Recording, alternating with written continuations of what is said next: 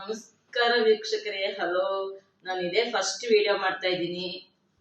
Pineapple kesari bath ಮಾಡ್ತಾ ಇದ್ದೀನಿ. ನೋಡಿ, ನನಗೆ ಹೆಲ್ಪ್ ಮಾಡಿ, ಪ್ಲೀಸ್ ಹೆಲ್ಪ್ ಮಾಡಿ. ಹಲೋ ವೀಕ್ಷಕರೇ, ನಾನು ಇವತ್ತು ಒಂದು ಪೈನಾಪಲ್ ಕೇಸರಿಬಾತ್ ಮಾಡ್ತಾ ಇದ್ದೀನಿ. ಅದಕ್ಕೆ ಬೇಕಾಗಿರೋ ಸಾಮಗ್ರಿ 1 ಕಪ್ ರವೆ, ಅರ್ಧ ಕಪ್ ಸಕ್ಕರೆ, ಮತ್ತೆ ದ್ರಾಕ್ಷಿ ಗೋಡಂಬಿ, ಪೈನಾಪಲ್, ತುಪ್ಪ, ಏಲಕ್ಕಿ ಇಷ್ಟನ್ನು ಹಾಕಿ ಒಂದು ಪೈನಾಪಲ್ ಕೇಸರಿಬಾತ್ ಮಾಡ್ತಾ ಇದೀನಿ. ರವೆ ಹಾಕಿ ತುಪ್ಪದಲ್ಲಿ ರವೆ ಹುರ್ಕೋತಾ ಇದೀನಿ. ತುಪ್ಪ ಹಾಕಿದಷ್ಟು ಪೈನಾಪಲ್ ಕೇಸರಿಬಾತ್ ಚೆನ್ನಾಗಾಗುತ್ತೆ.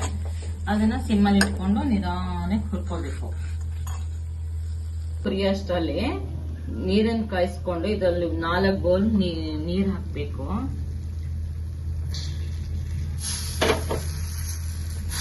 ಕುದಿಯುವಾಗ ಸಕ್ಕರೆ ಹಾಕೊಳ್ಳಿ. ಸಕ್ಕರೆ ಹಾಕೊಂಡು ಪೈನಾಪಲ್ ಹಾಕೋಬೇಕು. ನಾನು ಬೇಯಿಸಿ ಇಟ್ಕೊಂಡಿದ್ದೀನಿ ಪೈನಾಪಲ್.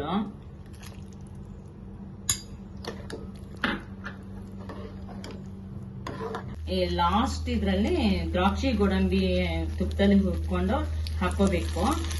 ಮತ್ತೆ ಏಲಕ್ಕಿ ಪುಡಿ ಹಾಕೊಂಡ್ರೆ ಪೈನಾಪಲ್ ಕೇಸರಿಬಾತ್ ರೆಡಿ ಆಗುತ್ತೆ.